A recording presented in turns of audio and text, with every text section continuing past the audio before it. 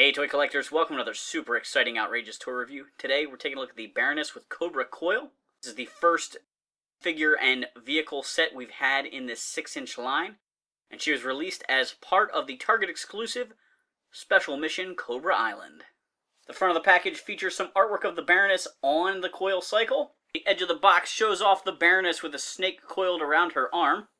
And the back of the package features a map of Cobra Island, which we've seen on the other packages in this wave, but this one's a really nice big display of it.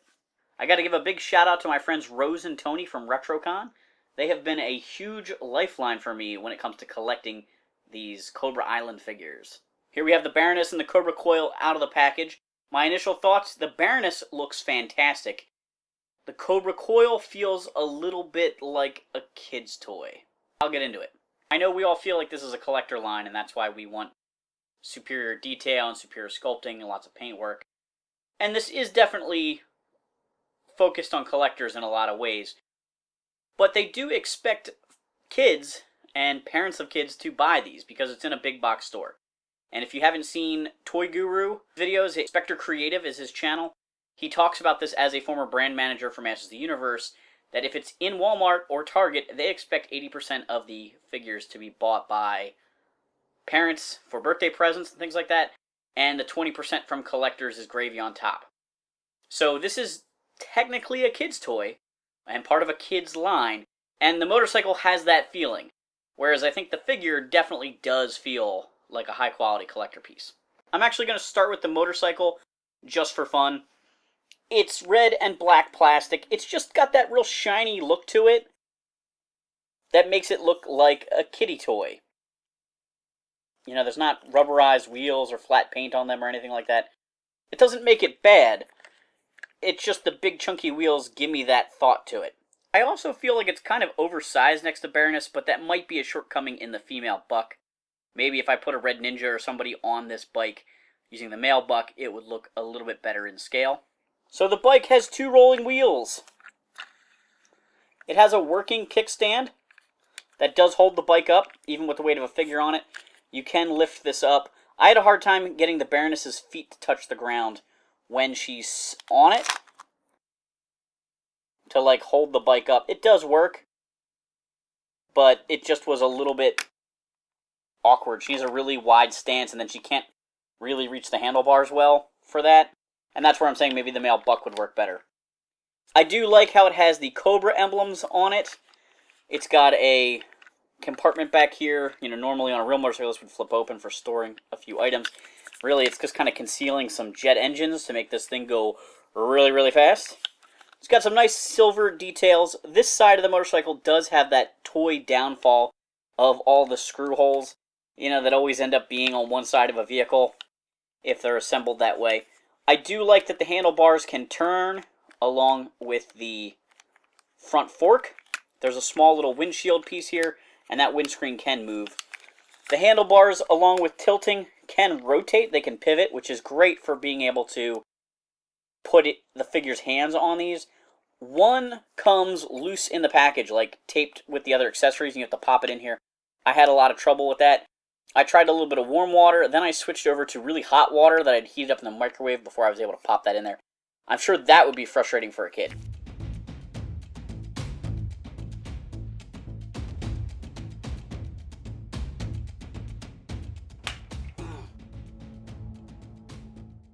Another feature that's very toyetic and very like kid-friendly is the fact that these weapons can peg onto the front of the bike.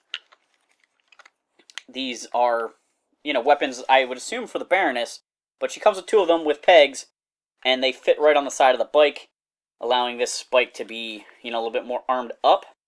And that just feels like a very kid-centric feature to me.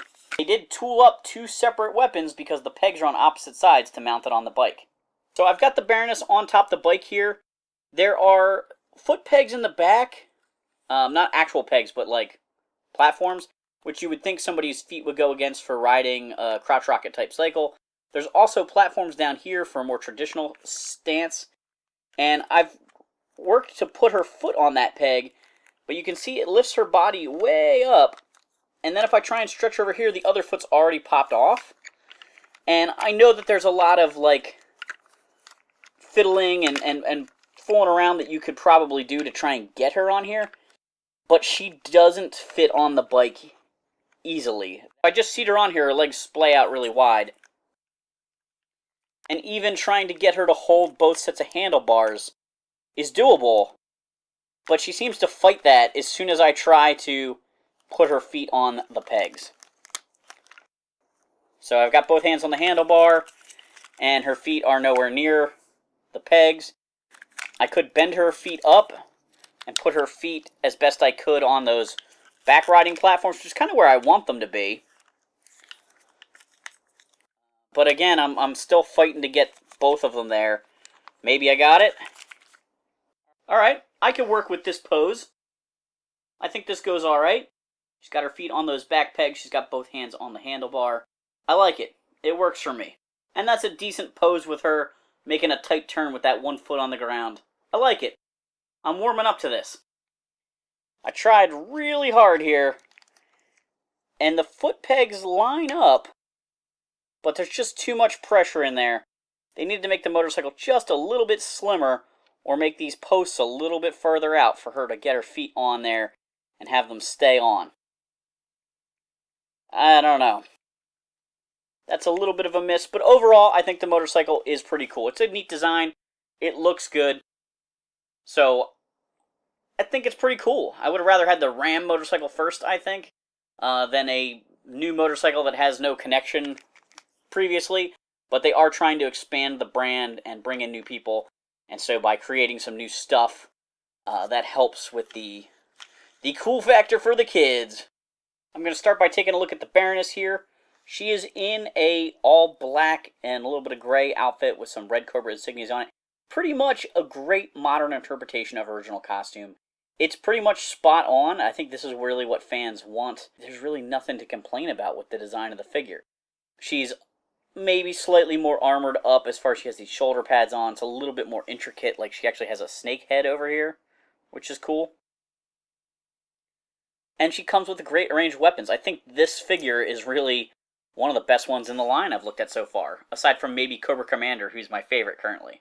The Baroness has long black hair, sculpted down her back. It's very straight. It's also very flexible, which is good for trying to help keep it from hindering her articulation too much. She has a nice face paint scheme here, and good paintwork on that. Her glasses appear to be permanently attached, and I'm kind of glad for that.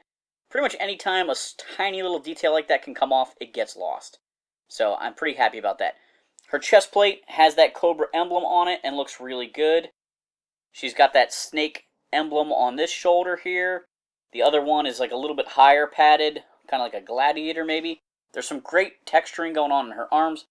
And she has those typical Baroness gauntlets that I like so much. She's got a cool X belt going on here, which reminds me of her new Sculpt era figure. But I like that a lot. And it's cool how it has the painted Cobra logo on it, and that ties into holsters on her back. She has another smaller holster on her leg here, which can spin around, which is nice when she's on the motorcycle. I noticed it naturally slid to the back of her leg, but you can kind of have it on the side of her leg when she's off the bike. She's got her thigh-high black boots, which look incredible. Small little details like the painted buckles look awesome. The Baroness can turn her head from side to side. Her hair does get in the way some, and she can look up and down. If her shoulder pads weren't so high, that would also probably help with her being able to look around a little bit. But it's a good range of motion, all things considered. Her arms can spin around, as well as move out to the side. It's really interesting how they've done these armor pieces. They kind of rotate with her arm, but they also get stuck in certain positions, so be careful with that. She does have a butterfly joint inside her torso there, which is mostly covered by the armor plate, which looks great. There is no bicep articulation, just that armpit shoulder position. Then you have a single jointed elbow that can rotate. She's got twists at her wrists, and that appears to be the only articulation in her wrists. So a little less articulation than most of the guys, but to help keep that feminine build, I guess that was necessary. In the torso, She has a twist at the waist, as well as a rocker area in her abdomen there, so she's got 2 points of articulation in the torso. Her hips move out to the side and forward and backwards, basically like the guys do. She has a swivel at the thigh here, covered up mostly by this pouch, which I like that when accessory pieces hide that. There is no boot swivel articulation, but she does have double jointed knees. And then when you get down here to her ankles, she has a great range of motion to the sides and forward and backwards, and this is very helpful for getting her on that motorcycle. When we start talking about accessories, the Baroness is really loaded for war here. She's got the 2 black blasters that can fit on the motorcycle. Those can fit in her hands. She's got a black motorcycle riding helmet that can be swapped out with her actual head, which looks really great. It's got a glossy black paint on the mask, or that's the plastic, I'm not sure which. And the rest of it's painted a slightly flat charcoal, so you can see these snake details show up in the light. Kind of looks like a Power Ranger helmet, just a little bit, but everyone makes fun of them for wearing motorcycle helmets. Alright, so let's pop off her head. Actually, it came off very easily. And this gives you a chance to see the articulation going on. You have a ball joint with a hinge there, and there is also a lower articulation point right here. I think all the figures have it, but I only noticed it on certain ones. I could actually see fans army building these Cobra COIL cycles since the Baroness figure has a helmet. I don't know if Hasbro thought about that. Maybe they did. But this would actually be kind of neat. I think fans are always kind of looking for a female squadron of female troopers or female Vipers, and this could actually be kind of a cool unit. On the figure itself, she has a spot for a knife. It has a crazy curved blade with a little snake head at the top. It's a shame they didn't paint the blade silver, but I guess they decided that was a paint app worth dropping. And in all honesty, I'm going to have that in the holster really the whole time. She's probably never getting posed with it, so it's not the end of the world. She comes with 2 gold pistols. I've mentioned before I'm not a huge fan of gold weapons. They do look striking, but I just think they're a little too flashy for me. It works, I guess, for the Baroness. If they're going to be somebody to get gold weapons, you know, Destro and Baroness and maybe Cobra Commander, I guess, are the guys that it works for the most. Not like a Cobra Trooper or something like that. But I love the dual pistol-wielding Baroness look. Baroness's final accessory is this crazy Techno Snake. It's clearly molded to put her arm through it, kind of like on the box art I pointed out. And it looks like it has a little weapon in its mouth. So I don't know if this is a lethal injection device or if it sprays some sort of knockout gas. But let's see what we can do here with this.